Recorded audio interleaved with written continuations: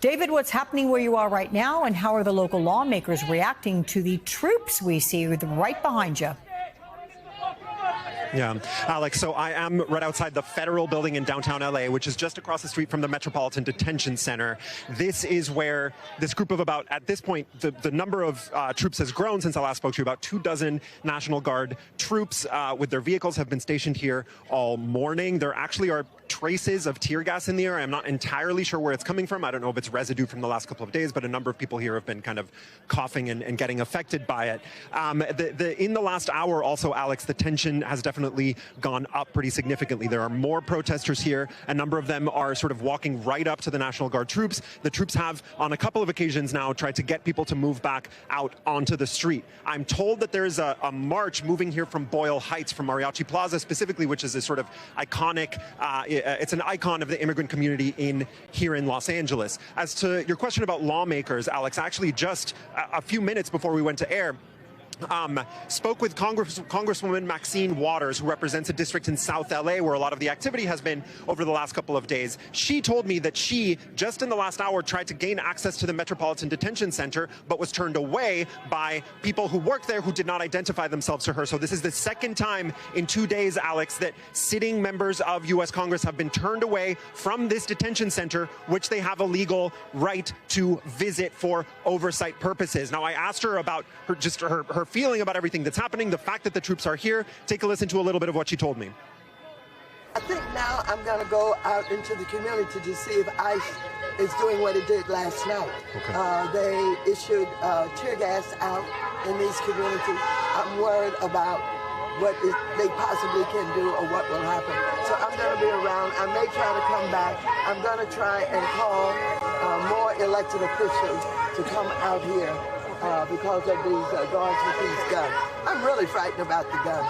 I think one of these young kids might get excited, might get frightened, and might use those guns. Yeah. Why would they bring guns here? Alex, I did get a statement back from the Department of Homeland Security from Assistant Secretary Tricia McLaughlin about why congressmen were turned away from this detention center yesterday. She told me that at the time the lawmakers tried to enter the federal building, more than 1,000 rioters had surrounded the building. And due to the rioting, the lawmakers were turned away in the interest of their safety and the safety of our law enforcement. Of course, that was yesterday when Representative Waters tried to enter the detention facility today. There was no, I mean, you know, this was the protest that you could see. It was actually not really particularly close to the detention center. I'll have to reach back out to them for comment about that turning away of an additional member of Congress in this instance. And as I mentioned to you last time, this also is happening as attorneys are also telling me that they've been turned away from this and other ICE detention centers where the people who have been arrested are being held. Alex, we're going to be here all day.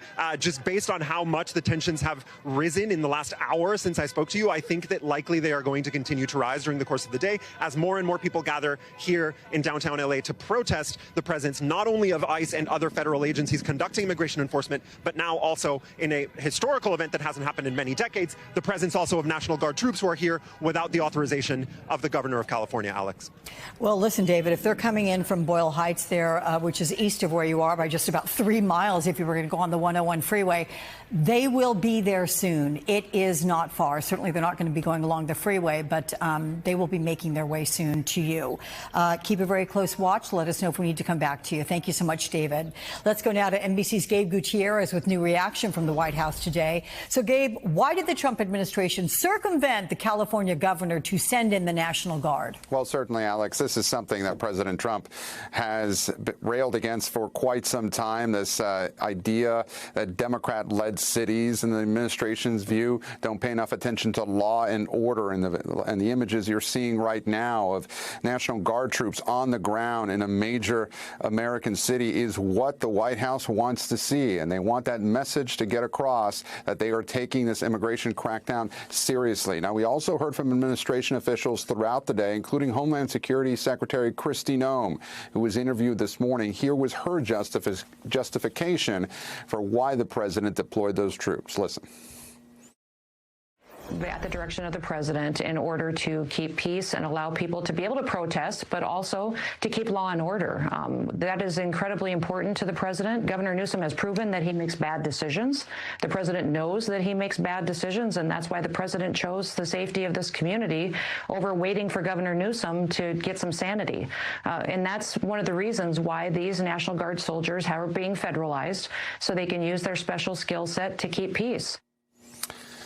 And Alex, I'm also just learning from my colleague Kelly O'Donnell, who says that a White House official told her that the president actually spoke to Gavin Newsom on Friday and said that he needed to get the police in gear because things were getting under control. So that is some news that the president spoke directly to Gavin Newsom again on Friday at these protests were getting underway. But this also should come as no surprise because the president has railed against not just Gavin Newsom, but also officials in Democrat-led cities really since the start of this administration, even going back to his first term.